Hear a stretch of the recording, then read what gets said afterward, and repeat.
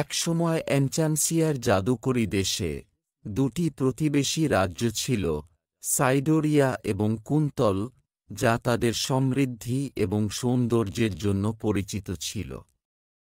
যাই হোক, তাদের মধ্যে শান্তি ভঙ্গুর ছিল, কারণ সেখানে একটি দীর্ঘস্থায়ী প্রতিদ্বন্দ্বিতা ছিল। রাজা অল্ড্রিক দ্বারা শাসিত সাইডোরিয়া রাজ্যে শ্রেষ্ঠত্বের বোধ ছিল এবং তারা প্রায়শই তাদের প্রতিবেশীদের অবজ্ঞা করত। অন্যদিকে কুন্তল রাজ্যে রাজকুমারী সাইরাসিয়া সাইডোরিয়া থেকে ক্রমাগত উস্কানি সত্ত্বেও দয়া এবং প্রজ্ঞার সাথে তার লোকদের নেতৃত্ব দিয়েছিলেন।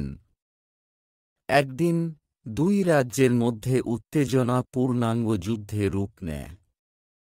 রণক্ষেত্রে সৈন্যবাহিনী সংঘর্ষে লিপ্ত হয়, তরবারির সংঘর্ষ হয় এবং ঢাল বিক্ষিপ্ত হয়।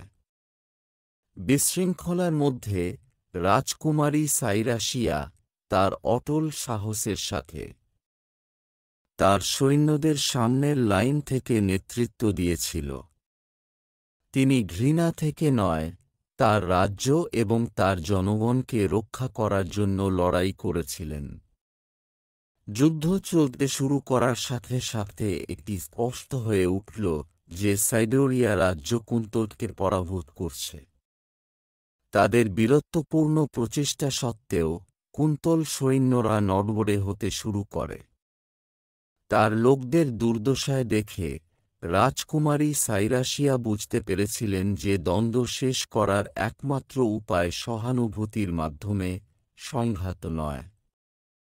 তার সমস্ত সাহস তলব করে রাজকুমারী সাইরাসিয়া যুদ্ধের বিশৃঙ্খলার মধ্যে রাজা অল্ড্রিকের কাছে যান। তার সংকল্পের মতো দৃঢ় কণ্ঠে তিনি তাদের দ্বন্দ্বের নির্বোধ প্রকৃতির কথা বলেছিলেন। তিনি তার মানবতার বোধের প্রতি আবেদন জানিয়েছিলেন, তাকে তাদের শত্রুতার কারণে হারিয়ে যাওয়া জীবন এবং দুর্ভোগ বিবেচনা করার আহ্বান জানিয়েছিলেন। রাজা অল্ড্রিক রাজকুমারীর সাহসিকতা এবং প্রজ্ঞা দ্বারা বিস্মিত প্রতিফলিত করতে বিরতি দেন। তিনি তার কথায় সত্য দেখেছিলেন এবং বুঝতে পেরেছিলেন যে শান্তি একমাত্র পথ। একটি গম্ভীর সম্মতি সহ তিনি শত্রুতা বন্ধ করতে এবং রাজকুমারী সাইরাসিয়া এবং কুন্তল রাজ্যে জলপাইয়ের শাখা প্রসারিত করতে সম্মত হন।